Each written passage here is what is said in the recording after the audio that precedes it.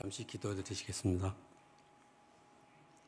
거룩하시고 자비로우신 하나님 아버지, 저희들 만세전에 택하여 주셔서 하나님의 때에 부름받아 나서게 하신 은혜 감사드립니다. 오늘 부활의 소망을 다시 한번 되새기게 하시고 이 귀한 자리를 허락하심에 감사드리옵고, 부족하고 연약한 종의 입술을 통해서 하나님의 마음이 잘 선포될 수 있도록 성령님 도와주시고 이끌어 주시옵소서. 예수 그리스도 이름으로 기도드리옵나이다. 아멘. 오늘 저희가 받들어 읽었던 성경 본문 통해서 모든 행실에 거룩한 자라는 제목으로 하나님 말씀 선포하겠습니다. 처음 복음을 듣고 믿기 시작했던 초신자 때부터 예수 믿기만 하면 복 많이 받아 잘 살게 되고 죽은 뒤에 천국에 간다는 믿음만 가지고 우린 살아왔습니다. 그러나 성도 여러분 어떻습니까? 신앙의 연륜이 깊어질수록 저와 성도 여러분들에게 천국 갈 수 있는 관문인 복음이라는 씨앗을 만들어내시기 위하여 하나님의 독생자 예수 그리스도께서 기꺼이 당하신 일들에 관한 묵상이 깊어질수록 저절로 천국문에 갈 때까지 그 하나님 예수 그리스도의 영광을 위해 아무것도 하지 않고 그냥 있을 수 있으시겠던가요? 때로는 하나님, 예수님의 영이신 성령님께서 탄식하시는 소리가 들리시지는 않으시던가요? 예수 믿는 동안 그냥 흔히 말하는 썬데이 크리스천, 후탁 크리스천으로만 마냥 살아갈 수 없어서 올 한 해만큼은 교회 갈 때 발걸음이라도 조심해서 가야 하지 않을까? 왜냐하면 내가 교회 갈 때 신발에 오물이 묻은 상태로 가면 그걸 치우느라 힘드실 봉사자들이 있을 테니까 라는 최소한의 마음이라도 들게 되는 게 아닐까요? 우리는 이렇게 한 해 한 해 신앙의 깊이가 깊어지고 넓이가 넓어져서 기꺼이 자원하는 마음을 품은, 그리고 초신자 때 배려하는 마음의 대상이 되었던 그 봉사자들의 자리까지 온 것이 아닐까요? 사랑하는 성도 여러분, 신용카드를 발급받을 때나 무슨 계약을 할 때 그에 따른 약관을 잘 읽어보라고 하지만 계약할 당시에는 잘 읽어보지 않습니다. 요즘 계약시 간단하게 읽어주는 때도 있더군요. 그런데 대부분 그냥 방치해 놓았다가 혹여 어떤 문제가 생기면 황급히 읽어보게 돼요. 위약사항이 있거나 혹은 없어도 자기 마음에 들지 않으면 이미 지불한 금액에서 위약 금액을 지불하고 해약을 해본 경험이 혹 있으실 것입니다. 복음 받을 때는 어떠하셨습니까? 역시 대부분의 사람들이 그냥 예수 믿으면 천국 간다고 하니까 들을 귀가 있는 사람들이어서 받아들이지는 않으셨던가요? 그 이면에 엄청난 약관이 숨겨져 있다는 사실도 모르는 채 말입니다. 그럴 수도 있었겠습니다. 복음을 받을 때 저와 성도 여러분들은 일시불이든지 아니면 할부로 하든지 간에 그 어떤 값도 지불하지 않았으니까요. 그 값은 이미 복음을 만들어내신 분께서 그 복음을 받아들이기로 예정된 어느 누구든지 상관하지 않으시고 전액 다 지급해 놓으셨다는 것 아니겠습니까? 혹시라도 값없이 받았다고 해서 너무 볼품없고 싸구려 아닌가 생각하셨을 수도 있겠지만 절대 그렇지 않습니다. 이 복음은 이 세상에 존재하는 그 무엇과도 비교할 수 없고 바꿀 수 없을 정도로 존귀하고 값비싸고 흠이 없이 완전함으로 한번 받으면 반품이 안 되고 반품이 없으니 환급이나 위약금 또한 없는 것이겠죠. 한마디로 하면 이것을 하나님의 은혜로 받았다라고 하는 것입니다. 그렇지만 여러분, 복음을 받아들이는 그 순간에 복음의 이면에 1.1핵이라도 틀림없는 오류가 없는 약관이 있다는 것을 아셨습니까? 그 약관은 무엇일까요? 그 약관은 바로 방대한 분량의 66권의 책으로 되어 있는데 바로 성경이라고 하는 것입니다. 여러분들도 복음을 받아들이고 예수 믿게 된 기념으로 성경책을 받으셨을 것 같은데 받을 때는 그냥 선물로 주는 것인 줄 알았지, 그 책이 그리스도인이라는 신분이 된 후 꼭 반드시 지켜 행해야 할 약관인 줄 모르고 계셨죠. 그때 받으신 책이 바로 예수 믿는 성도들에게 원계약자이신 하나님께서 주신 약관인 것입니다. 이 약관인 성경책을 읽어보니 어떠하시던가요? 거의 모든 내용이 하라는 것과 하지 말라는 것 아니던가요? 66권의 약관인 성경에서 약관 주인의 영광, 즉 하나님의 영광을 위하여 하라는 것 열심히 따라하고 하지 말라는 것 절대로 하지 않으면 상급을 받고 그렇지 않으면 상급 없이 부끄러움을 당하거나 벌받는 내용이 아니던가요? 사랑하는 성도 여러분, 어떻게 하면 저와 성도 여러분들이 교회와 일상 속에서 성경적이고 하나님 중심적이며 진정으로 창조된 목적, 즉 신실한 청교도인들처럼 한쪽 눈으로는 영혼을 바라보고 다른 한쪽 눈으로는 세상을 바라보면서 전 세계를 하나님의 영광을 위해서 살아가는 그 목적에 어울리는 삶을 추구하면서 살아갈 수 있을까요? 그 해답은 하나님께서 결정하시고 명령하신 모든 말씀, 즉 성경 66권의 말씀을 통하여 저와 성도 여러분들에게 주시는 말씀에 목숨을 거는 각오로 순종하는 의로움과 거룩함과 정결함일 것입니다. 하나님의 은혜로 예수를 믿어 그로 말미암아 의롭다고 함을 받았다면 하나님의 영광을 위해서 어떻게 살아가야 할 것인가 라는 질문을 늘 자기 자신에게 던지며 살아야만이 하나님의 전적인 은혜로 받은 구원이 값싼 구원이 되지 않을 것이며 그 약관에 충실한 성도가 되는 것입니다. 이는 만물이 주에게서 나오고 주로 말미암아 주에게로 돌아감이라. 그에게 영광이 세세에 있으리로다. 아멘이라는 로마서 11장 36절 말씀을 신실하게 믿는 저를 포함한 모든 성도 여러분들은 오직 한 가지 목적을 위하여 존재하는데 그것은 오직 하나님께만 영광을 돌리는 것입니다. 로마서 9장 19절로 26절 말씀 중 26절 상반절에서 이 사람아 내가 누구이기에 감히 하나님께 반문하느냐 말씀하시며 우리에게 이렇게 질문하고 있습니다. 지음을 받은 물건이 지은 자에게 어찌 나를 이같이 만들었느냐 말하겠느냐 그 말입니다. 그리고 21절에서는 토기장이가 진흙 한 덩이로 하나는 귀히 쓸 그릇을 하나는 천이 쓸 그릇을 만들 권한이 없느냐고 거듭 반문하십니다. 또한 하나님께서는 유대인이 아닌 이방인인 저와 성도 여러분들을 부르셔서 23절에서 또한 영광받기로 예비하신 바 긍휼의 그릇에 대하여 그 영광의 풍성함을 알게 하고자 하셨을지라도 무슨 말을 하리요? 라고 그리고 결론적으로 25절에서 26절에서 호세아의 글을 인용하시면서 내가 내 백성이 아닌 자를 내 백성이라 사랑하지 아니하는 자를 사랑한 자라 부르리라. 너희는 내 백성이 아니라고 한 그곳에서 그들이 살아계신 하나님의 아들이라 일컬음을 받으리라 라고 사도 바울을 통하여 말씀하십니다.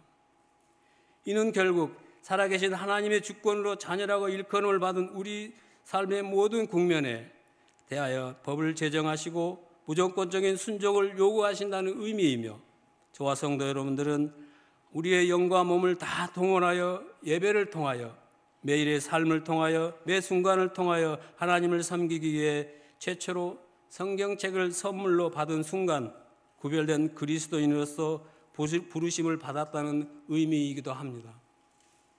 그런데 이러한 하나님을 과연 어느 누가 허물할 수 있으며 그 뜻을 대적할 수 있겠습니까?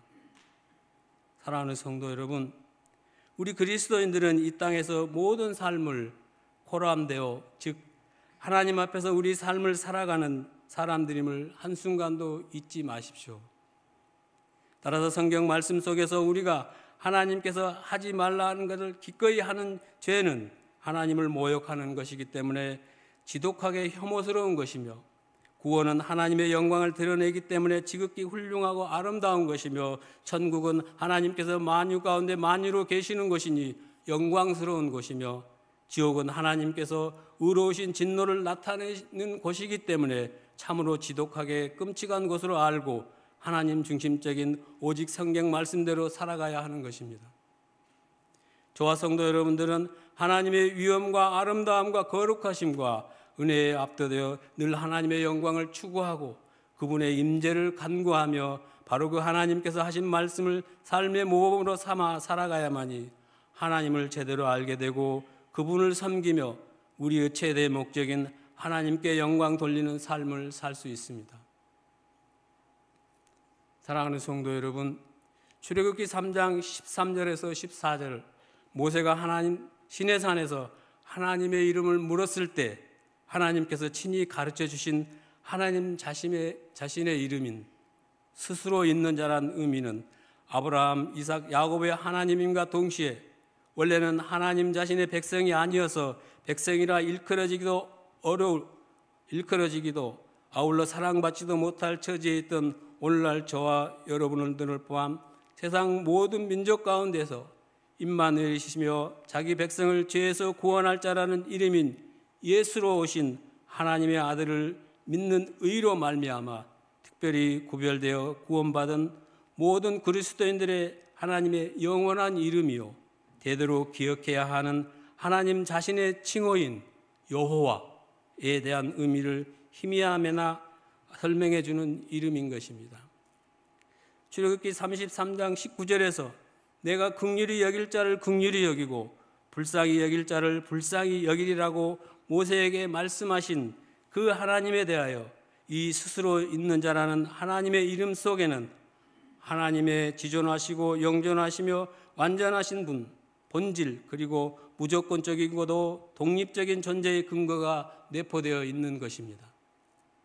다시 말하면 그 존재의 속성상 요한계시록 1장 8절에 계시된 알파와 오메가, 즉 이제도 있었고 전에도 있었고 장차 올 자요 전능하신 자이며 변함이 없으시며 타인의 힘을 필요치 않으시고 스스로 그 뜻하신 바를 성취하시며 모든 존재의 근원자이심을 나타내는 이름인 것입니다. 사랑하는 성도 여러분, 스스로 있는 자, 세상 모든 민족에게 영원한 이름으로 기억되시길 원하시는 여호와라는 이름을 지니신 하나님께서 이스라엘 백성에게 10개월 이상 시내산에 머물게 하시면서 하나님 백성으로서 지녀야 할 새로운 삶을 가르치면서 절대 기준을 주셨는데 그 기준이 무엇인지 알고 계십니까? 그 시내산 삶의 기준은 내가 거룩하니 너희도 거룩하라였습니다. 하나님께서는 그때도 지금도 여전히 저와 성도 여러분들의 거룩함을 요구하십니다. 그렇습니다. 거룩은 하나님의 절대적인 요구사항입니다. 이렇게 스스로 있는 자이신 여호와 하나님께서는 이스라엘 민족을 애굽 땅에서 가나안으로 인도하시는 여정 가운데 레위기 11장 44절에서 45절에서 나는 여호와 너희 하나님이라 내가 거룩하니 너희도 몸을 구별하여 거룩하게 하고 낭의 기는 길짐승으로 말미암아 스스로 더럽히지 말라. 나는 너희 하나님이 되려고 너희를 애굽 땅에서 인도하여 낸 여호와라. 내가 거룩하니 너희도 거룩할지어다라고 말씀하시고 47절에서는 이는 부정하고 정한 것과 먹을 생물과 먹지 못할 생물을 분별한 것이니라라고 말씀하시면서 스스로 온 우주에 충만히 계실 수 있는 여호와 거룩하신 하나님께서는 이처럼 레위기를 통하여 하나님의 백성이라면 반드시 지녀야 하는 세 가지 의식 상태를 제시해 주고 계시는데 이는 곧 정결한 것, 부정한 것, 거룩한 것입니다. 이 개념들은 저와 성도 여러분들에게 해야 할 유형의 행위와 해서는 안 될 행위를 가르쳐 주고 계시는 것이며 또한 들어가도 되는 장소와 들어가서는 안 되는 장소를 지시해 주고 계시는 것입니다. 첫째로 하나님께서는 스스로 존재하시며 거룩하시며 또한 지극히 거룩한 곳에 계시면서 자기의 백성인 이스라엘에게 삶의 모든 영역에서 의식적으로 정결하라고 끊임없이 요구하고 계시는 것입니다. 동시에 하나님께서는 이스라엘 백성에게 삶의 모든 영역에서 도덕적인 정결을 추구해야 할 필요가 있다고 상기시켜주고 계십니다. 이는 오늘을 사는 저와 성도 여러분들에게도 동일하게 끊임없이 요구하고 계시는 사항이기도 하십니다. 하나님께서 일장적인 삶의 자리에서 정결을 말씀하시는 것은 삶의 자리가 향기로워야 하나님께 드리는 예배가 향기로워지는 것으로, 저와 성도 여러분들의 예배는 단순한 의식이나 행위가 아니라 삶의 전부인 것을 하나님이 강조하시는 것으로, 평범하고 속된 일상의 삶 자리에서부터 하나님의 원칙으로 구별해서 살아야 하기 때문인 것입니다. 진정한 하나님의 백성이요 자녀라고 하면 속된 세상 풍조 속에서 벗어나 죄에 오염되지 않고 성결한 삶을 살아야 하는 것입니다. 사랑하는 성도 여러분, 둘째로 신앙은 결국 삶의 변화를 보여주는 것입니다. 우리가 아무리 예수님을 따른다 할지라도 옛사람의 구습을 여전히 가지고 살듯이 애굽을 막 벗어난 이스라엘 백성들 역시 아직도 애굽의 삶을 옛 습관처럼 가지고 있었습니다. 그래서 하나님께서는 시내산에 머무는 동안 이스라엘 백성들의 삶의 모습과 생각의 방식을 하나님이 원하시는 하늘의 삶인 거룩한 삶으로 바꾸시고자 하셨던 것이며, 우리에게도 똑같은 방법을 지금 적용하고 계시는 것입니다. 하나님은 정한 짐승은 먹되 부정한 짐승은 먹지 말라는 음식법을 주십니다. 땅에서 살아야 하는 동물이 땅과 물에 섞여 살거나 걸어 다녀야 할 동물이 배를 밀고 다니는 등 부정한 동물은 창조된 원래의 모습과 삶이 변형되어 영역이 뒤섞인 동물들입니다. 음식법은 먹는 것이라는 일상의 삶에서부터 구별되어 사는 것이 그리스도인으로의 삶이 시작이라는 하나님의 예배관을 보여주고, 뒤죽박죽 섞이는 것이 거룩하지 않다는 하나님의 마음도 엿보게 합니다. 날마다 먹는 일용할 양식부터 하나님의 기준으로 살아야 하기 때문입니다. 음식법에 이어 삶의 자리에서 생명과 관련된 정결법에 대한 가르침이 레위기 15장까지 이어집니다. 이는 예배자의 정결과 예배를 준비하는 자세에 대한 가르침일 것입니다. 출산과 관련된 정결법은 생명 보존에 필요한 일이었고, 이방의 다산과 관련된 종교 행위와의 연관성을 철저히 배제하시려는 조치일 것입니다.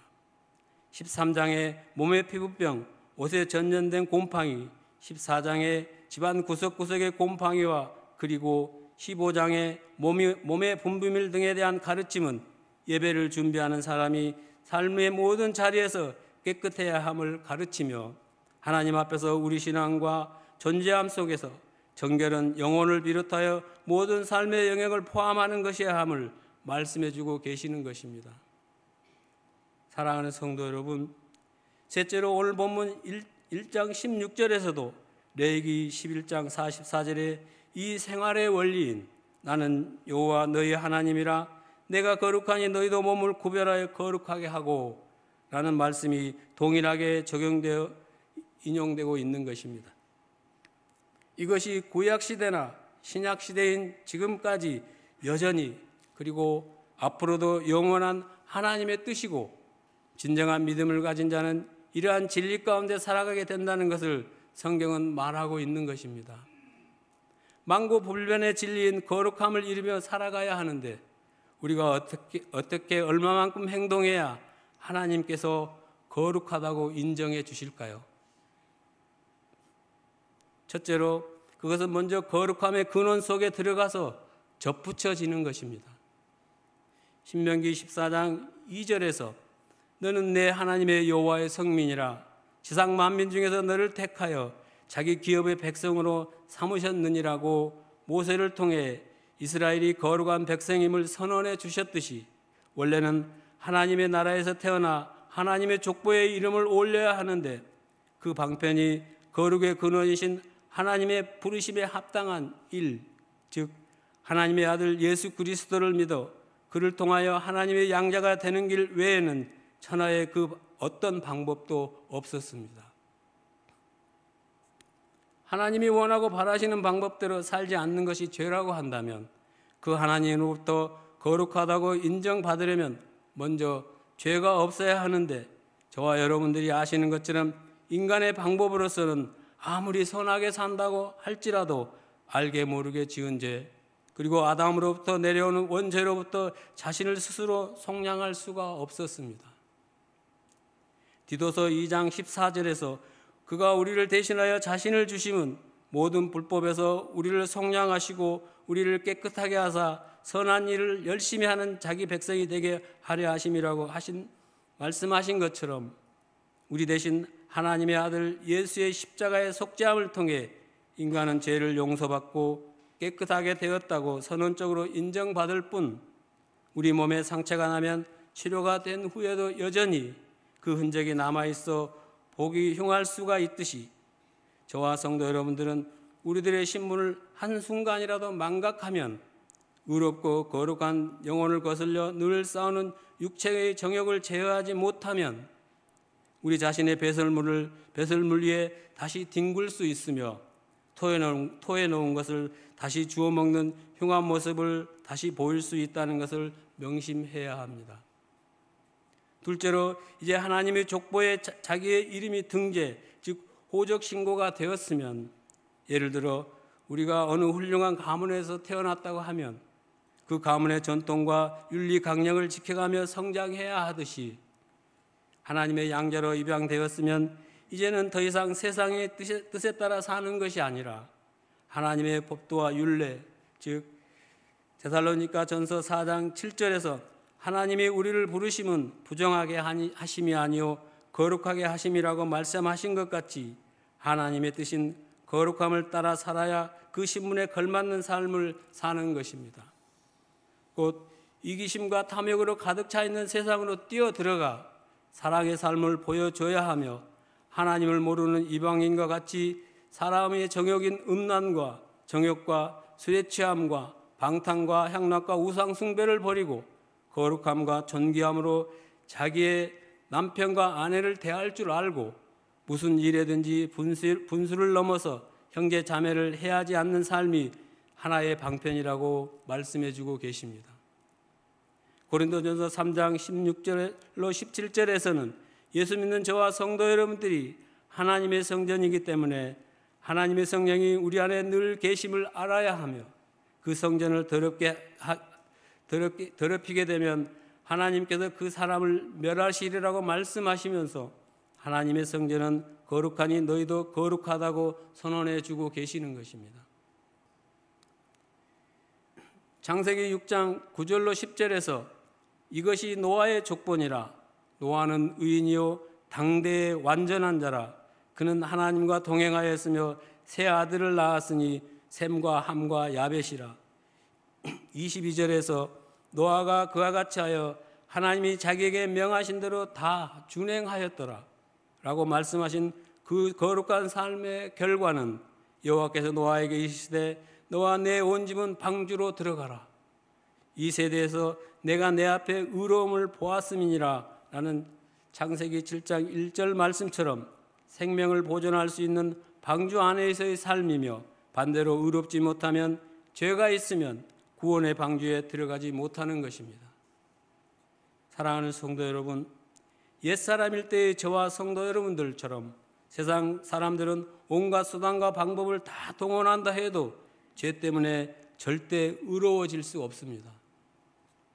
죄로 인한 사망 권세에 눌려있는 인간의 내면에는 하나님께서 절대적으로 원하시는 거룩함이 없으므로 우리 스스로 구원을 완성할 방법은 세상에 존재하지 않습니다. 그래서 의로우신 하나님께서 직접 해결하실 수밖에 없으셨던 것입니다. 베드로전서 2장 24절에 친히 나무에 달려 그 몸으로 우리의 죄를 담당하셨으니 이는 우리로 죄에 대하여 죽고 의에 대하여 살게 하려 하심이라.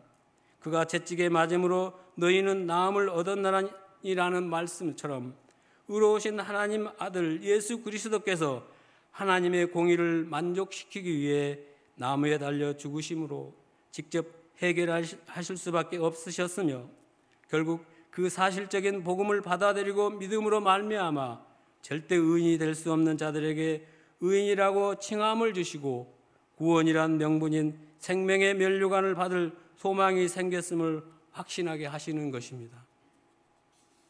결과적으로 하나님의 아들 예수님의 죽음은 하나님 아버지께서 택하신 백성들을 위하여 그리고 예수님 자신이 중보하시는 백성들의 구원을 완성하기 위함이었습니다. 에베소서 4장 24절에서 말씀하신 것처럼 하나님을 따라 의와 진리의 거룩함으로 지으심을 받은 거듭난 사람만이 죄로부터 깨끗하게 되어서 의인으로 구별되어서 하나님의 선한 일을 열심히 하는 것이 바로 거룩함이라고 한다면 그 단초가 되는 이신칭의가 중요한 것입니다. 결국 하나님과 동행하여 의인으로 거듭나지 않으면 구원을 받을 수 없을 뿐만 아니라 하나님께서 원하시고 바라시는 거룩함 또한 이룰 수가 없다는 뜻입니다. 사랑하는 성도 여러분, 의로움 하면 대표적으로 누가 떠오르십니까? 대부분의 사람들은 조금 전에 잠깐 언급해드렸던 하나님께 은혜를 입었고 의인이며 당대의 완전한 자요 하나님과 동행한 창세기 6장 1절로 10절의 노아를 떠올리시겠지만 최근에 하나님께서 위례 광명교회 예배를 통하여 주신 말씀의 주인공이 누구였습니까? 보통의 인간으로서 견디기 힘든 시험을 잘 통과하여 전에는 귀로만 듣던 하나님을 이제는 눈으로 뵐 수 있을 정도로 정금같이 단련되어 죽기 전까지 온전함을 버리지 않고 정직하게 하나님을 경외하며 악에서 떠난 자가 있었습니다. 욥기 1장 1절 우스 땅의 욥이라 불리는 사람이 있었는데 그 사람은 온전하고 정직하여 하나님을 경외하며 악에서 떠난 자더라고 욥기 기자가 욥을 소개하고 있는데 1장 8절에서는 여호와께서 사탄에게 이르시되 내가 내 종 욥을 주의하여 보았느냐 그와 같이 온전하고 정직하여 하나님을 경외하며 악에서 떠난 자는 세상에 없느니라 라고 하나님께서도 동일하게 욥을 소개하시는 장면을 봅니다. 하지만 사탄은 욥기 1장 11절에서 그리하시면 틀림없이 주를 향하여 욕하지 않겠나이까 라고 하며 욥의 삶의 모든 소유를 망가뜨리는 시험을 하지만 1장 22절에 이 모든 일에 욥이 범죄하지 아니하고 하나님을 향하여 원망하지 아니하니라는 말씀처럼 온전하고 정직하여 하나님을 경외하며 악에서 떠난 자다운 면모를 보여드리는 욥에 관하여 또다시 2장 3절에서 1장 8절에서와 같이 여호와께서 사탄에게 이르시되 내가 내 종 욥을 주의하여 보았느냐 그와 같이 온전하고 정직하여 하나님을 경외하며 악에서 떠난 자가 세상에 없느니라고 말씀하시면서 하반절에 한 가지 더 강조하여 말씀하시는데 내가 나를 충동하여 까닭없이 그를 치게 하였어도 그가 여전히 자기의 온전함을 지켰느니라고 여전히 욥을 의인이라 인정하시고 신뢰하시는 하나님의 절대 권위를 봅니다. 하지만 한 사람의 의인을 넘어뜨림으로 여전히 하나님의 권위에 도전하려고 모든 수단과 방법을 가리지 않는 사탄의 끈질김이 또다시 2장 5절에서 그리하시면 틀림없이 주를 향하여 욕하지 않겠나이까 하며 욥의 생명을 제외한 육신의 모든 것을 걸고 시험하게 되는데 2장 9절에서 그의 아내가 그에게 이르되 당신이 그래도 자기의 온전함을 굳게 지키느냐 하나님을 욕하고 죽으라 라고 말하지만 욥의 태도는 여전히 2장 10절에서 그가 이르되 그대의 말이 한 어리석은 여자의 말과 같도다. 우리가 하나님께 복을 받았은즉 화도 받지 아니하겠느냐 하고 이 모든 일에 욥이 입술로 범죄하지 아니하니라 라고 말하며 여전히 하나님께서 인정해 주실 만한 인품을 보여줍니다. 하나님께서는 오늘을 사는 저와 성도 여러분들을 포함한 하나님의 백성들이 욥처럼 의를 위한 애매한 고난 가운데서도 자신의 모습을 대신하여 이 땅에 오신 예수님의 명령을 따르는가를 보시기 위하여 믿음을 시험하시고 검증하시고자 하시는 것입니다. 베드로전서 2장 20절 하반절의 말씀처럼 오직 선을 행함으로 고난을 받고 참으면 이는 하나님 앞에 아름다운 것이 되는 것입니다. 하나님의 절대 주권을 굳게 믿는 믿음의 터 위에서 입술로는 절대 하나님 앞에서 범죄한 적이 없고 부르짖는 빈민과 도와줄 자 없는 고아를 건졌으며 맹인의 눈도 되어주고 다리 저는 사람의 발도 되어주고 빈궁한 자의 아버지도 되어주고 모르는 사람의 송사를 돌보아주고 불우한 자의 특별을 부수고 노예과 물건들을 그 이세에서 빼어내는 등의 욥의 행실은 하나님께서 택하시고 끊임없이 눈여겨보시며 온전하고 정직하다고 평가하시는 선한 행실로 볼 수 있습니다. 예수님께서도 오늘 사는 저와 성도 여러분들에게 이러한 욥과 같은 삶을 요구하고 계시는 것입니다. 복음서를 통하여 하나님을 사랑하는 것이 으뜸이요 그 다음은 내 이웃을 내 몸과 같이 사랑하고 피차 사랑의 빛 외에는 지지 말라고 하셨듯이 하나님을 나타내는 거룩한 행실과 모든 성도들을 향한 거짓 없는 형제 사랑이야말로 참된 교회 생활의 그림인 것입니다. 사랑하는 성도 여러분, 이러한 욥이야말로 노아, 아브라함 외에 또 한 사람의 순수한 인간으로서 의로움과 거룩함의 대표자가 아니겠습니까? 그런데 이러한 욥과 감히 비교할 수 없는 의로움과 거룩함 그리고 온유함과 겸손함의 완전한 결정체가 되시는 분이 바로 창조주시며 심판주시며 우리의 목자장이 되시는 예수 그리스도이십니다. 베드로전서 1장 3절 말씀처럼 우리 주 예수 그리스도의 아버지 하나님을 찬송하리로다.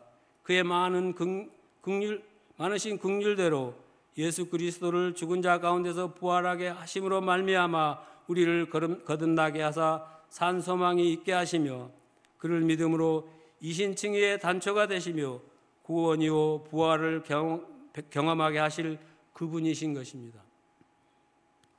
이 예수님으로부터 부활의 소망의 씨앗을 받아 마음의 밭에 심어 무럭무럭 키워가고 있는 저와 성도 여러분들은 이 땅에 나그네로 있을 동안 여러 가지 시험으로 말미암아 잠깐 근심하게 될지라도 오히려 크게 기뻐해야 하는 신분인데 베드로전서 2장 9절 말씀을 통하여 신분적인 4가지 특권을 주심으로 말미암아 예수 믿는 우리는 우리들의 자존감을 얼마나 높여 놓으셨는지 말씀하고 계시는 것입니다. 첫째는 저와 성도 여러분들이 하나님께서 택하신 족속이 되었다는 것으로 이는 혈통이나 민족의 차별 없이 예수 그리스도 안에서 연합을 통해 영적으로 새롭게 태어난 그리스도인들이 되었다는 의미입니다. 둘째로 왕같은 제사장들이 되었다는 것입니다. 이는 히브리서 7장 1절에서 언급된 하나님께로부터 왔던 왕이며 또한 왕같은 제사장이었던 멜기세덱의 반차를 따르는 것으로서 왕인 동시에 제사장이 되었음을 의미하는데 만인 제사장으로서 모든 그리스도인들은 왕이신 예수 그리스도와의 연합을 통해 훗날 그리스도와 함께 천국 보좌에서 만국을 통치할 것이며 동시에 제사장으로서 하나님을 섬기며 예배하는 자들이 되었다는 것으로 각자가 제사장으로서 교회에 나와 영적 하나님의 임재를 느끼며 각자 하나님을 예배하는 신분이 주어졌다는 것입니다. 셋째로 거룩한 나라가 되었다는 것입니다. 예수 믿는 만인이 각자 거룩한 하나님을 섬기는 성전, 그 교회가 되었다는 것으로 우리 각자가 구별되어 하나님께 드려졌다는 의미이며 모든 그리스도인이 하나님께서 선한 일에 쓰시고자 선별하신 존재들임을 말씀해주고 계시는 것입니다. 넷째로 그의 소유된 백성이 되었다는 것으로 저와 성도 여러분들을 포함해 모든 그리스도인들은 하나님께서 자신의 독생자이신 예수 그리스도를 십자가에 내어주신 그 희생의 대가를 지불하시고 사셔서 하나님 자기 자녀로 삼으신 언약 백성의 신분이 되었다는 것입니다. 하나님께서는 조상 때부터 망령된 행실 속에서 있어 아무 쓸모없을 것 같았던 우리들의 신분을 그 아들 예수 그리스도의 보배로운 핀 보혈을 통하여 이렇게까지 존귀하게 높여주시는 것입니다. 얼마나 우리가 귀한 존재들이십니까? 사랑하는 성도 여러분, 이제 말씀을 맺을까 합니다. 여러분들은 하나님 앞에서 이렇게 귀하고 보배로우신 존재들인 것입니다. 이제부터 세상과 사탄이 뭐라고 속삭이든 상관없이 예수 믿는 자존감을 갖고 피차 마음으로 뜨겁게 사랑하며 사시길 바랍니다.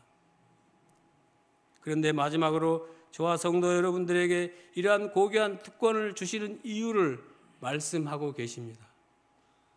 그 이유는 베드로전서 2장 9절 하반절에서 너희를 어두운 데서 불러내어 그의 기이한 빛에 들어가게 하신 이의 아름다운 덕을 선포하게 하려 하심이라는 것입니다. 그렇습니다. 하나님께서 미리 정하신 저와 성도 여러분들을 죄와 사망의 어둠에서 구원하시어 위의 네 가지 존귀한 신분을 부여하신 목적은 그분의 덕, 즉 하나님만이 갖고 계시는 모든 종류의 속성과 역사를 전해야 할 책임이 있다는 것입니다.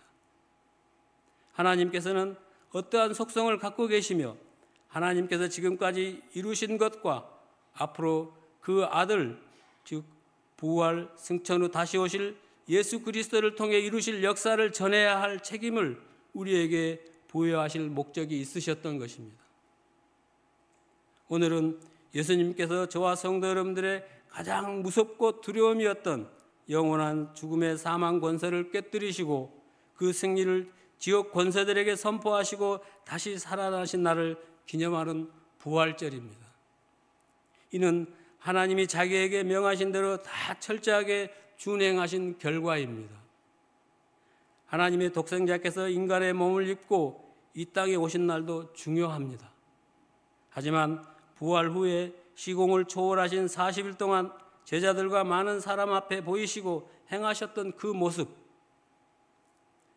하늘에 오르실 때 그 모습, 그대로 다시 오실 것이라는 약속을 믿을 때 이후에 저와 성도 여러분들의 부활의 모습도 한 번쯤 상상해 볼 수 있다고 하면 오셨다 보다는 다시 사셨고 그 모습 그대로 다시 오실 것이라는 사실이 더 와닿는 이유가 되지 않을까요?